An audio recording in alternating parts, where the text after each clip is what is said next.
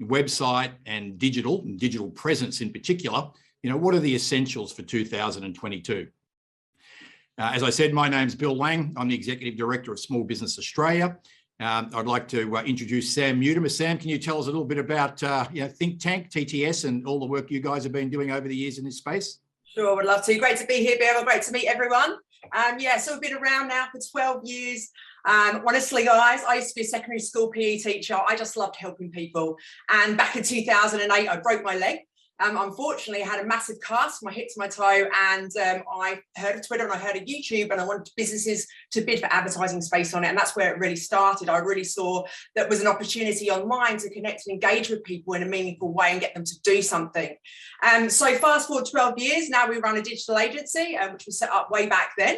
And we absolutely love it. We work with brands that want to grow. We work with brands that are really innovative, and ultimately, we just want to help people get what they want, ultimately, which is sales. So that's a little bit about us. We've got a team of 9, and we are all about storytelling. We're all about content meaning images, videos, auditory, so on and so forth, to increase a business's revenue. Fantastic. Thanks, Sam. And Craig Top, tell us a bit about Webforce 5 and your experience in this whole digital area over the years. Thanks, Bill, and great to be here. Webforce 5 has been operating for about 12 years. We have 2 parts to our business. Our bespoke division gets involved in very large scale, quite complex website e-commerce builds. Our genesis, however, where we came from is the small to medium business website space, where we created a really easy to use, very functional website software platform called Continuum. We've been involved in thousands and thousands of projects. We have, at any particular month, somewhere between 50 and 80 websites in production, and we actively service our Continuum client base as well as our bespoke client base. Based here in Melbourne, we've got offices here in Australia, but also a couple of offices in the United States. Thanks a lot, Craig. And Christabel, you're part of the team there at Webforce 5 with particular responsibilities for the Continuum platform, which is used by, I think, a couple of thousand Australian small businesses. Can you just introduce yourself, please?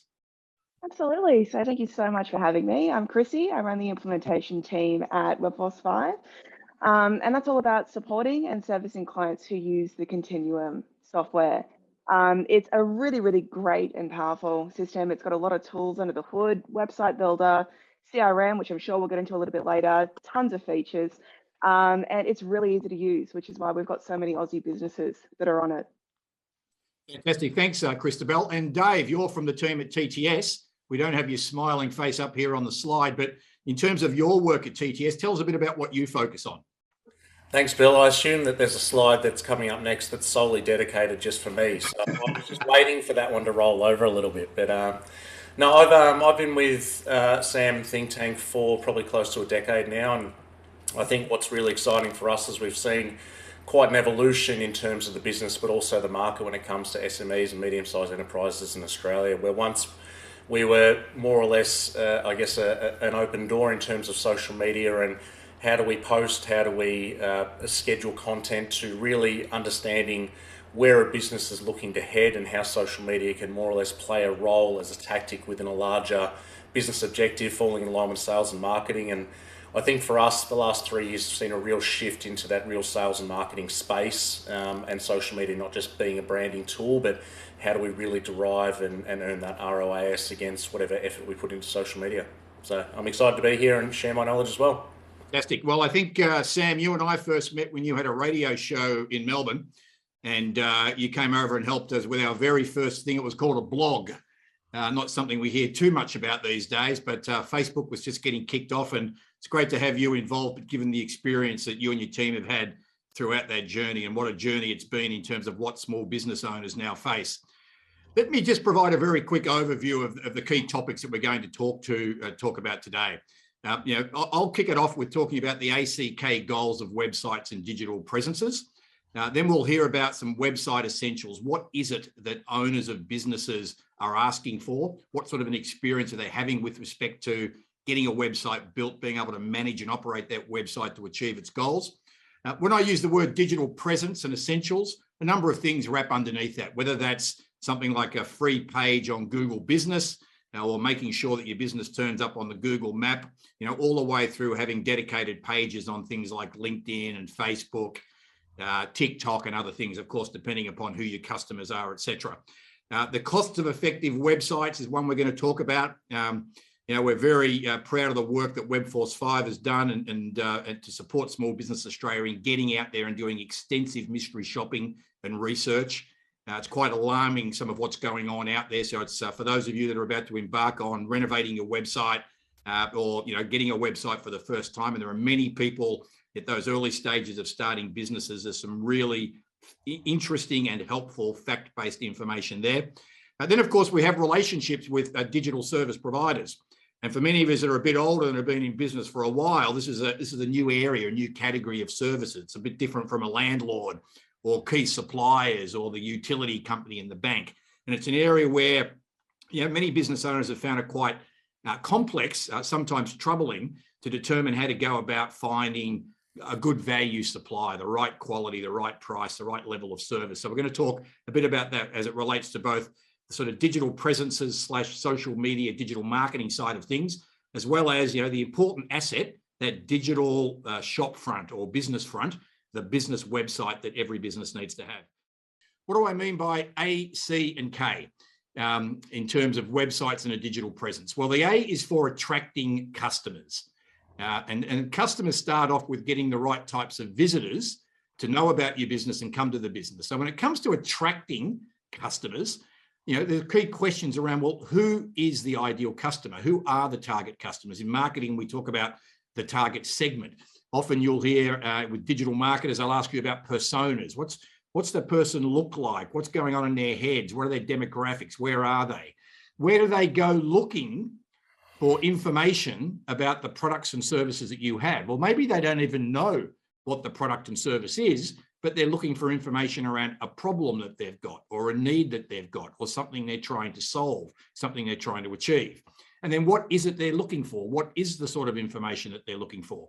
So there's a few concepts, and we'll hear a bit more about them as we go through this session around sort of social media, which is a place where many people, start looking around. Potentially digital advertising that might happen on social media properties, might happen on things like YouTube, might happen when people are searching on Google, through to what's called landing pages, particularly if you've got ads running, leading them not just to the homepage of your website, but maybe it needs to be something very specific to what the ad was about or what the social media related interaction was about. And then, other types of things that are relevant with respect to the digital presences and then where they end up landing and dealing with your particular website. Okay, we get them to the website. Now we want to start making some money. I see some people, get lots of likes and they're very proud of getting lots of likes, or they talk to their digital providers who talk about hits. The only hit that counts at the end of the day is someone who's ultimately going to start giving you some money. And that might be over time, because it might be taking them a while to go through the process of deciding they want to buy your category of product or service. In other cases, it might be right now. They need a solution.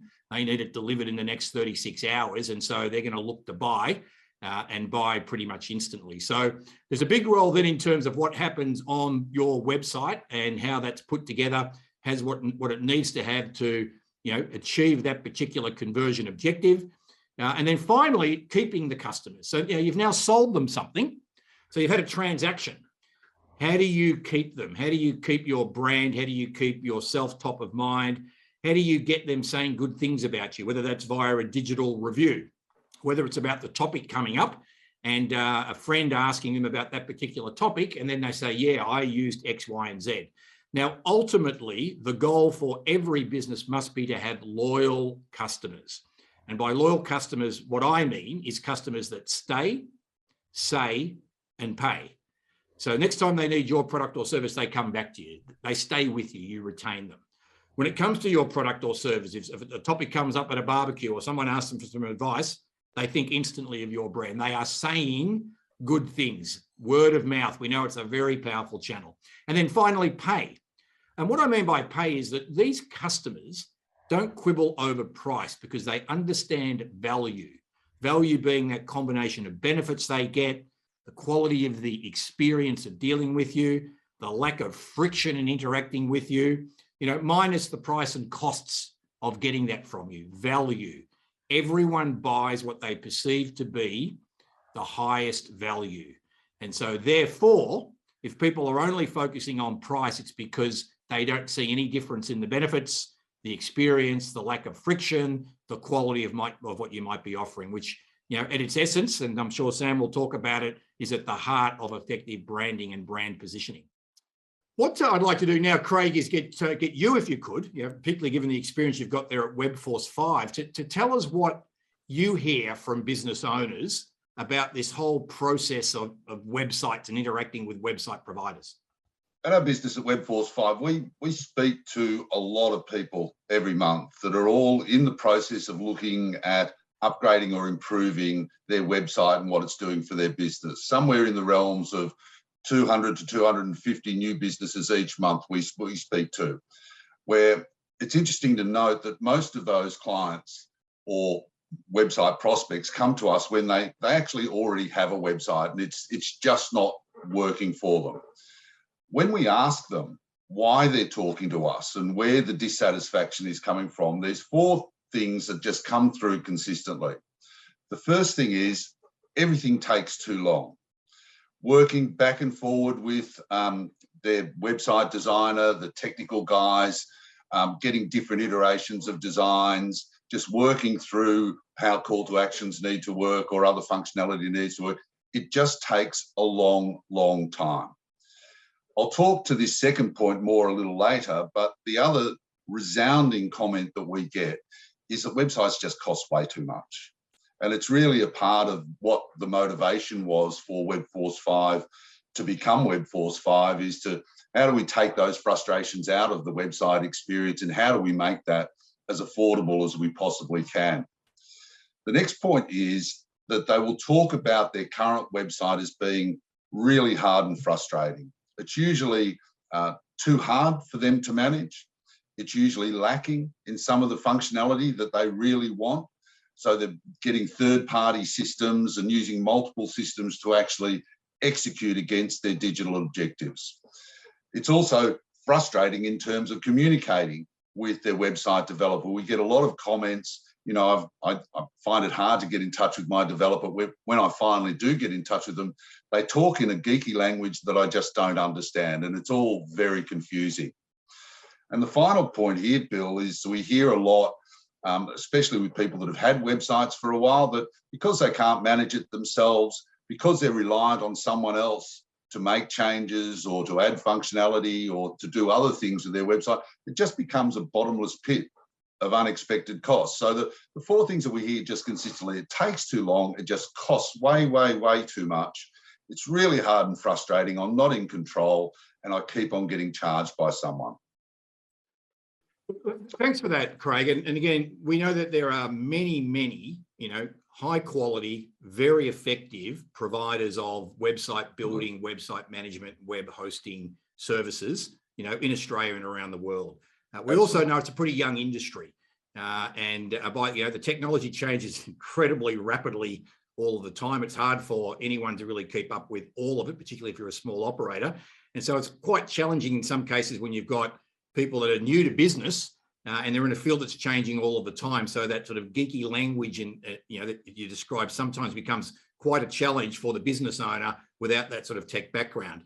But can you tell us a bit more then about the experiences that people are talking to you about that they're having with respect to, some providers? Well, and you're quite right, Bill. There are a lot of great providers out there.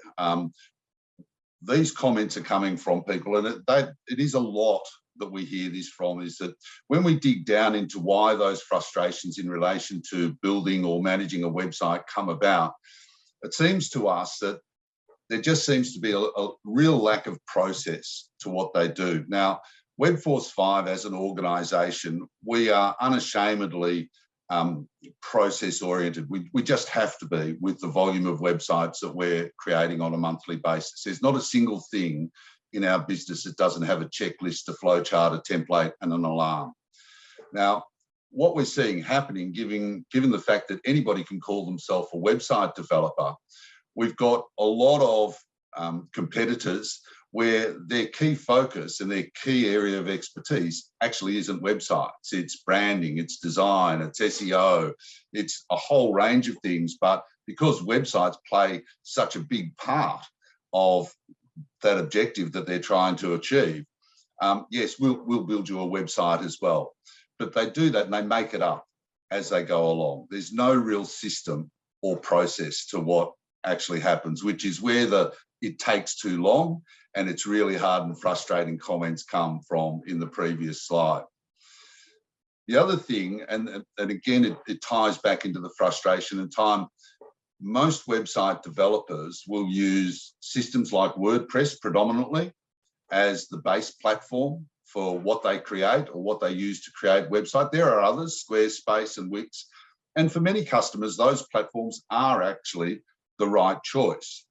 But where the website objectives require that the functionality means that their website is more than just a pretty brochure that sits online, website developers will typically have to bolt on third-party systems. So you want to sell things online, I'm going to bolt on an e-commerce system. You want to send out newsletters and invitations and promotions, I'll integrate it somehow with MailChimp or some other e-marketing system. And they continue to bolt on those third-party systems, or in WordPress language, they plug in those third-party systems or applications to make the website do what you want it to do. Now, the analogy that we use is that we think that that is sort of like trying to build a BMW with second-hand Ford and Holden parts. And the danger of that approach is that all of a sudden there's only one mechanic that has the keys. It's usually the third-party systems. You know, every time you're adding a new system or a new piece of functionality, that's another system that you have to learn. And therefore, with anything more than just a pretty brochure type website, you've got the requirement on the website owner to actually learn all these systems if they want to become self-sufficient, which they all do. But in many cases, it's just outside of their technical capabilities, which is where the bottomless pit of unexpected costs comes from. They're reliant on someone else. And then the final piece of the puzzle is support. You know, the one thing, or probably the major thing that we hear outside of, I want to be able to do this myself, is that I actually want to be able to call someone and ask for help when I need it. And I don't want that someone else to be in the Philippines or India. I'd really like a local person that understands the local business dynamics and landscape to be able to help me and guide me through this digital maze that it can quite often become. So the support options quite often offered by other developers are either non-existent or they're overseas, or they're going to become very, very costly. So the next thing I wanted to really, I suppose, Craig, to get the sense from Webforce 5 is, what's the guts of what business owners are looking for and need in an effective small business website? Yeah, Bill, the businesses that we speak to, there's three things that come through consistently. So once we've had the conversation around what have their frustrations been with their website, we start to dive into what are the functionality requirements. That's a part of our process up front, getting all of those functional requirements defined up front so that there's no surprises down the track. 100% of anybody that we speak to will say, I need to be able to, and I want to be able to, and I demand to be able to add and edit content myself. Now, that might seem simple, and a lot of website developers will say that WordPress is a really easy to use content management system. Well, it is if you're pretty technically minded, but if you're like many business people who know a little bit of Word and a little bit of PowerPoint and a little bit of Excel, but that's it, you've got no hope at creating the sort of visually impactful content that you would want to see representing your brand online. So that is the number one requirement, easy content management. It's something that we, via our Continuum platform, pride ourselves on. We'll take the Pepsi test against absolutely any other content management system in terms of ease of use. The other thing that they will always consistently say is that it has to be mobile responsive. It's interesting, I've just come off a review with one of our larger clients where we're looking at an email marketing campaign that we've been facilitating for them over the last 4 or 5 weeks. In the last 2 e-marketing pieces that were sent to a database of about 20,000 people, 0 people using a desktop computer click through to the landing page. All of the click-throughs, and it was quite substantial, it was a really good rate of click-through, came via mobile phones and tablets. So having a website that is truly mobile responsive, and there are things out there called mobile adaptive websites, that's not going to keep Google happy, and it's not going to keep the viewing public or the target audience happy. So mobile responsive is right up there. And I think 90%, we do talk to some businesses that really all they need is a brochure because most of their business comes via referral. But 90% of the businesses that we talk to will say it needs to be able to rank well within a defined geography. But from there, we start to drill down even further, and it will be other things like I want to sell stuff online, so I need an e-commerce system. I want to be able to send out newsletters, promotions, invitations, so it's an e-marketing system. I do want it to talk to all of the social media platforms. That's becoming more and more important to our clients. Another big one is I want to have some sort of customer relationship management system. A lot of businesses that we speak to are still either running their business via a spreadsheet and an email inbox and trying to keep track of how they correspond and follow up with clients and prospects. It's not efficient. The others are using potentially quite expensive customer relationship management systems like HubSpot and ActiveCampaign and others, and Salesforce. We do a lot of work displacing those because, and here's the plug, Bill, all of this functionality within the Continuum platform comes to all of our clients by default. It doesn't cost any extra, and it's an integrated system, so it all works the same way, rather than that building a BMW with secondhand Ford and Holden parts.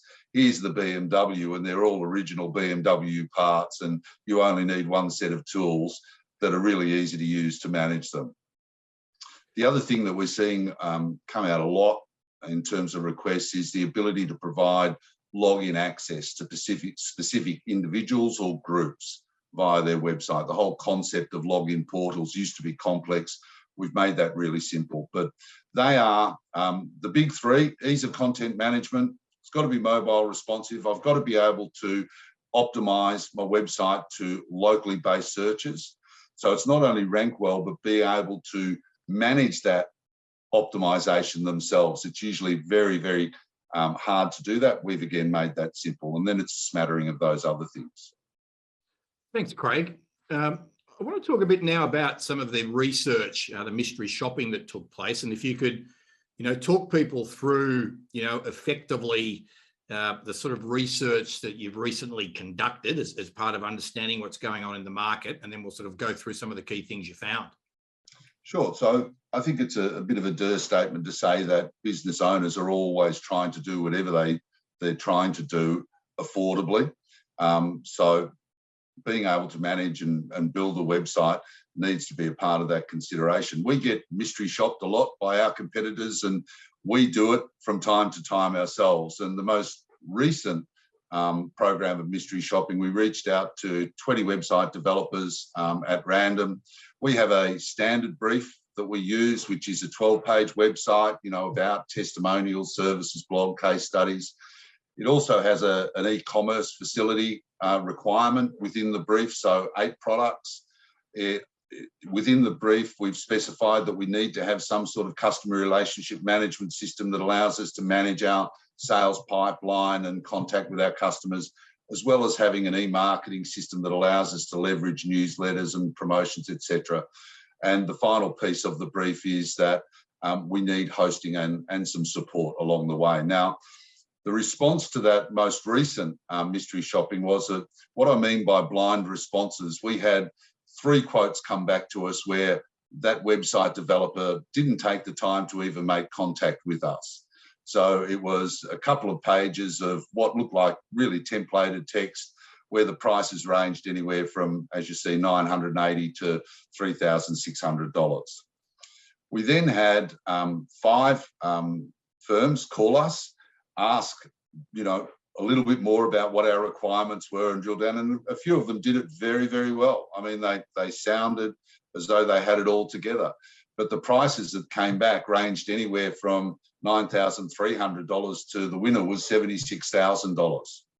So, and Craig, when you shared this research with Small Business Australia a few weeks ago, I was sort of dumbstruck. And I suppose in terms of our organisation and our own small businesses, we've been involved with digital things and websites from all the way back when internet access started in Australia, back in the late 90s. And then I realised that there's a lot of people, in their late 40s to early 60s that are leaving jobs in corporations or government departments and setting up their own small business, a consulting business. They've got expertise. Yep.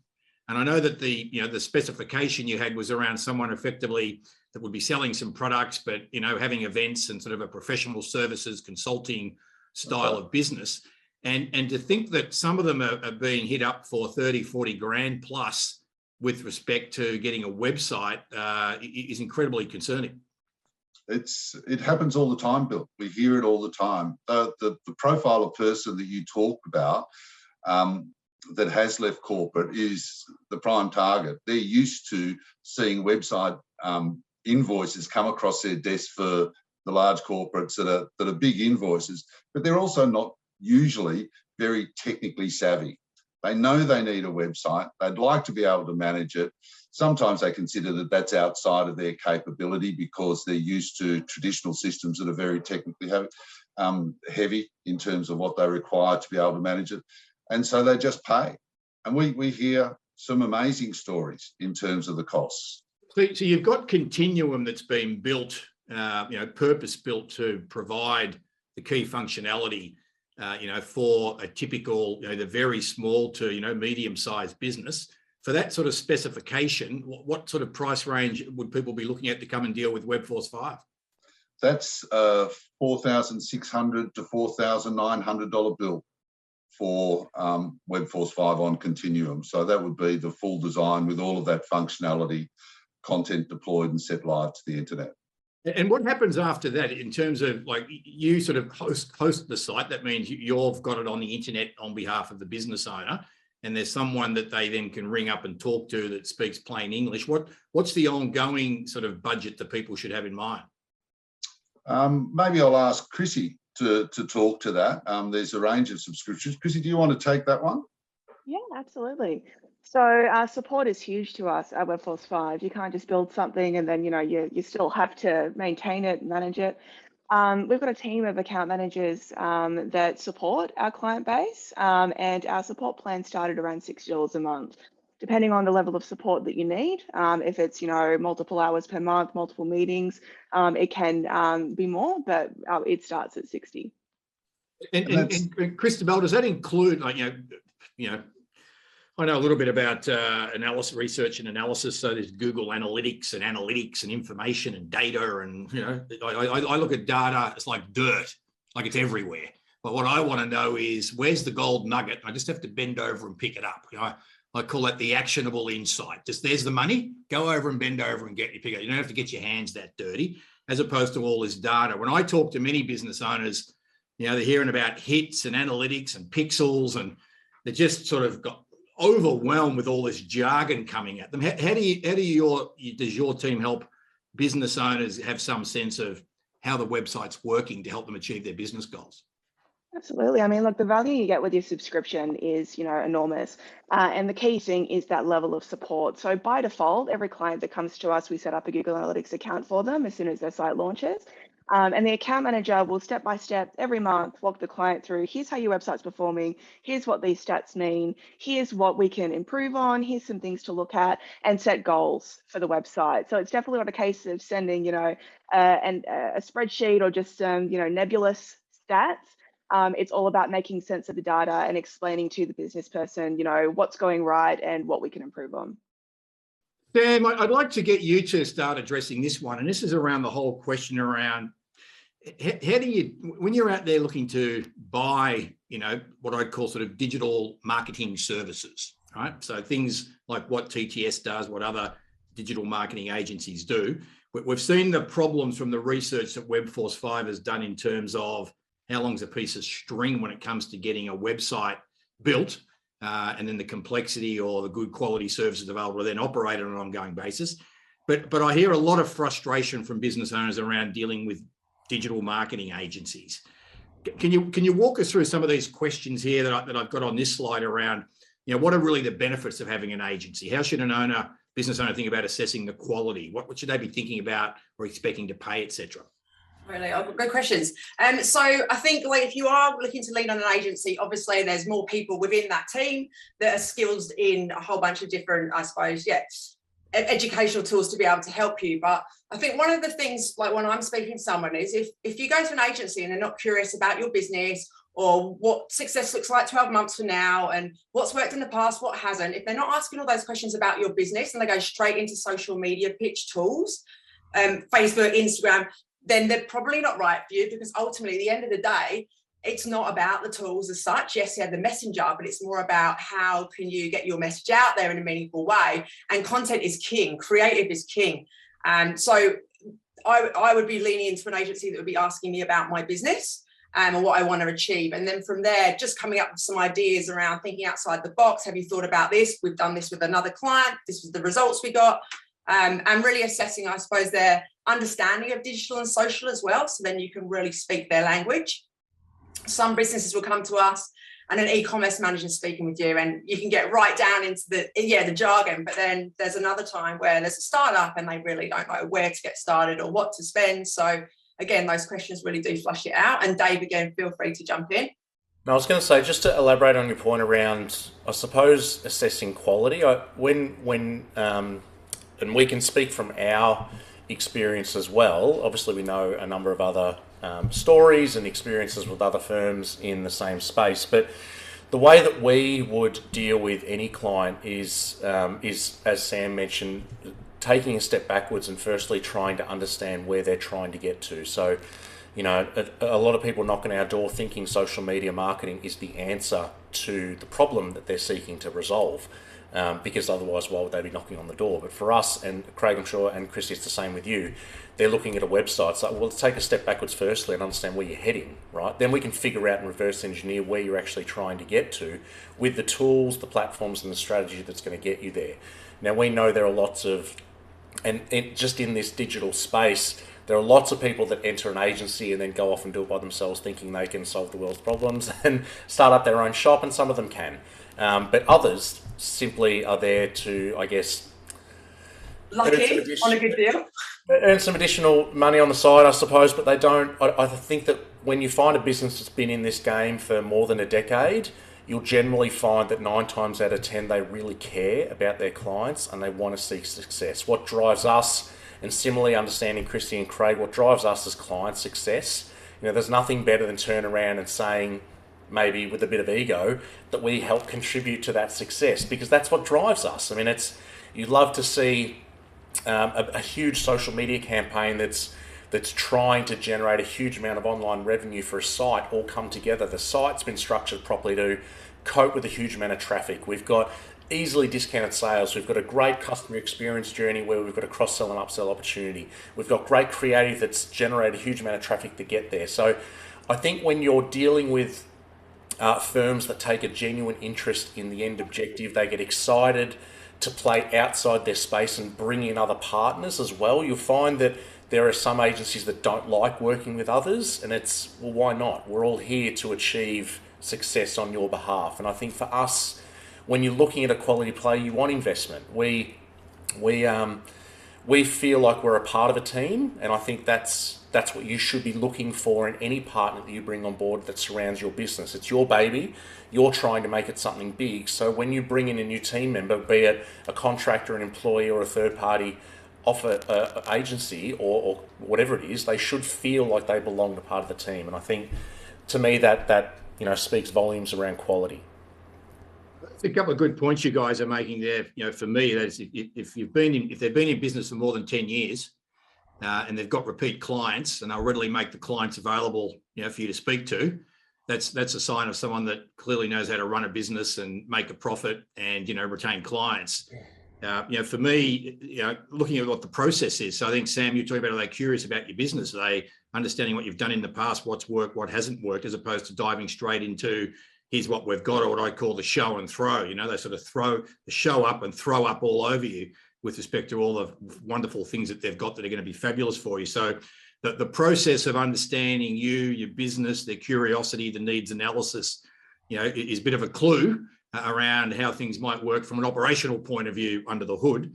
I think being clear about what the expected results are, how performance will be measured, you know, the issues will crop up, you know, how we'll work our way through them. You know, these are complex services. You know, it's not unusual for people to have mismatched expectations, you know, with respect to what they're expecting and what they receive. And it's not a universal truth that people that are very strong technically are great with respect to, you know, navigating interpersonal differences and coming to resolutions via conversations with people. So I think that's really helpful. Now, Sam, I know that, you know, you and I have talked about, look, if you're going to do activity on something like Facebook or Instagram on a monthly basis, you should be looking at a certain amount of dollars per month. Yeah, just to give us a sense of like what should a B2C business be thinking about as a minimum in terms of meaningful activity? Because I mean, the maximum is what you put in, you get out, but the minimum really is, I'd say, anything from $500 upwards. Yep. Honestly, and that money is going to go behind content that's going to make people aware and engage and educate, and then content that's going to be a direct transaction, whether that's sending someone to the website, purchasing, entering their email address, whatever that transaction is. That needs to be split. I mean, like, we work with businesses that spend $1,000 a month. We work with businesses that spend $60,000 a month. So, like, and they range in size, of course, but what you put in ultimately is what you put out. And we have noticed, Dave, haven't we? Because Dave sits more on the advertising side than me. It is becoming a lot more competitive. And Bill, you mentioned expectations. You know, what you got probably this time last year in terms of your cost per click, cost per conversion, what you paid to win something or get something, or the customer to purchase something, is going up. Everyone is competing more and more. So when we speak about partnerships and we speak about Facebook groups and other ways to get in front of audiences, more than ever, people are now thinking of doing that don't have the big advertising spends that, well, the small advertising spends really to put into the space to get cut through. So, and just an extension on that point, Bill, too, just for what it's worth, when we're talking about investing, we're talking about advertising spend, not so much the resources or costs involved with having an agency or a third party generate content and copyright and schedule. We've got it in our checklist, but the stats now, if you're unfamiliar with posting, I'll break it right down. So when we're talking about posting content, let's use one platform on Facebook. If you go into your Facebook business page, get a nice picture and write some copy and post it on the page, you might have 1,000 likes on the page. The stats now show that less than 1% of the people that like that page will actually see that post, probably less than that now. And a lot of people still scratch their heads at that stat and say, why? They like the page. Think about the volume of pages online, the amount of people that are posting content, how, you know, limited the feeds are. What if you're going to invest the time into producing content, then it's almost a waste of that time not to actually invest in advertising. So when we say advertising, in Facebook advertising, there are a lot of different advertising types. As a base level point, we put it in the checklist. If you're starting out, we would invest two strategies, or suggest two strategies. One being post engagement. So when we create and publish a post, you can actually pay Facebook whilst you put in the metrics, the target metrics. So you're picking your geographic location, your age groups, your interests, where they're located, to actually get people to see that post and engage with it. And by engage, we're talking about reactions, like, laugh, love, comment, and share. The more engagement, the more your content goes up, the more it benefits across the board in the digital space. That's A. B, you should be accompanying that post engagement strategy with a website traffic campaign at a minimum. So there are other things to do in Facebook. We're not going to touch on all of them, but at a bare minimum, your content, you're putting the effort in, so get it in front of more people so they can engage with it. At the same time, once they've seen the content and the story that's told, support that with a call to action and drive people to the traffic to the website at the same time. So you've got a bit of a two-pronged attack. 1,000, 1,500, split the spend. We can talk to lots of people about different advertising strategies. It's a large part of what we do. Keep in mind, if you are semi-familiar with Business Manager, I will say, from an expectation perspective, you can run e-commerce and direct conversion ad sets at the same time. So it'll actually, Facebook, up until a little while ago, I'll get to this, used to be able to tell you the exact revenue amount that you were able to spend. In the last 6 months, everybody that's on this call or is going to watch it, I'm sure at least 50 to 60% of people have an iPhone. When the new operating system came out for iPhone, iOS 14, if you've seen that, you'll now open apps and it says, do you wish to track? Do you wish to allow this app to track you? The people that say no, right, those people now don't record in Facebook data when you're looking at conversions. So if I've said no and I decide to buy something through a Facebook feed and you go directly to the website, my result won't appear in any data anymore. So when you're working out, to Chrissy's point about where you're going, what your objectives are for the website, the way that I've dealt with that as somebody that runs lots of campaigns is to look at the source. That's the website, that's the e-commerce function, it's Shopify, it's Continuum, it's WooCommerce, it's whatever it is. That's where the source is. That's the source data that you then reverse back, start to look at the links, website traffic, average order values. That's the way to combat that moving forward. But I just thought it was worthwhile mentioning that, Bill, as the people that might already be familiar with Business Manager, it's a way that we're combating it as an agency. Quickly touch off these other points, how to manage the relationship with an agency. I think that comes down to expectations. We are massive on expectations. So setting those right from the start. No, you're not actually, when you invest in an agency, you're not investing in a full-time employee, right? A lot of people will say that to us, well, I can get a full-time employee for the same amount. Like, you can, right? But you can't get 10 people that have had a collective 50 years experience in a certain space. And I'm sure, Craig, you're smiling at that at the same time. You've been through that conversation too. Yes, I have. Pay your super and you can pay your tax. There are obviously benefits on both sides, right? But I think expectations are key, all right? If you can manage expectations, a relationship will always work well. All right, over-promise and under-deliver will never work well. So just managing the expectations. Digital access to secure, to protect. Bill, you mentioned before about agencies walking away and having access.